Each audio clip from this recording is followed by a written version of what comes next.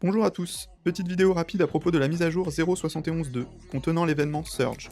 C'est tellement honteux que je voulais m'exprimer à ce sujet. Cet événement dure 6 jours, donc vous n'aurez que jusqu'à jeudi prochain si vous souhaitez obtenir la légende.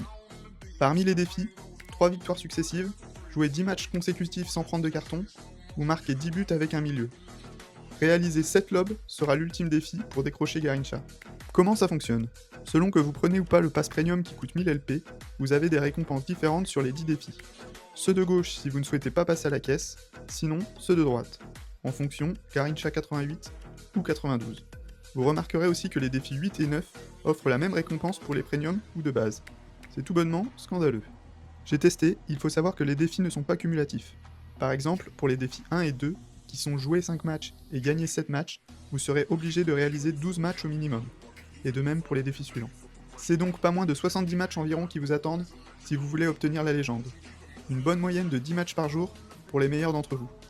Sinon, il vous faudra abandonner l'idée d'obtenir Garincha ou passer à la caisse en débloquant chaque défi manquant contre 500 LP. Dès ce matin, certains joueurs ont volontairement abandonné leur match à l'engagement pour jouer à un niveau plus faible, leur permettant de réussir ces défis. Il y a aussi le pass Pay to Win disponible, c'est-à-dire que si vous payez 5000 LP, tous les défis se débloquent, dont la légende Garincha à 88 ou celle à 92 pour 1000 LP de plus, soit 6000 LP. Vous pouvez aussi, comme on peut le voir ici sur le premier défi, payer pour débloquer à l'unité si vous restez bloqué sur un défi pour 500 LP. Concernant les défis quotidiens et hebdomadaires, pas de surprise, ça manque là aussi de générosité. Côté pass, si vous n'avez pas pris le premium, il faudra se contenter de 4 Surgelight et d'un emblème en référence à la légende. Pas de quoi casser 3 pattes à un canard. Côté pack, par contre, on est servi. Entre les 15 cartes Surge, les 18 Game Changers, les 2 légendes et les 5 nord-américains à venir ce week-end, on ne manque pas de cartes et de packs. Cette semaine, c'est spécial pré-retraité. Vous pourrez avoir un Pogba à 93.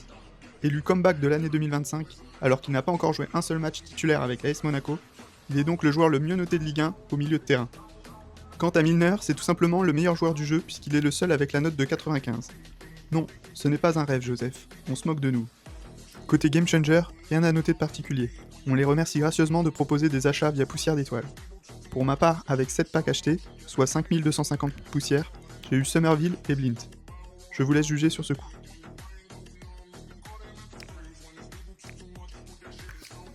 Enfin, on est le 19 février, cela fait plus de 2 semaines que le mercato hivernal est terminé, et Hendrik est toujours au Real. Chacun ses priorités, au moins vous pouvez dépenser vos LP. Niveau gameplay, très peu de changements. Je vous souhaite une bonne semaine et bon courage en cette période UFL difficile.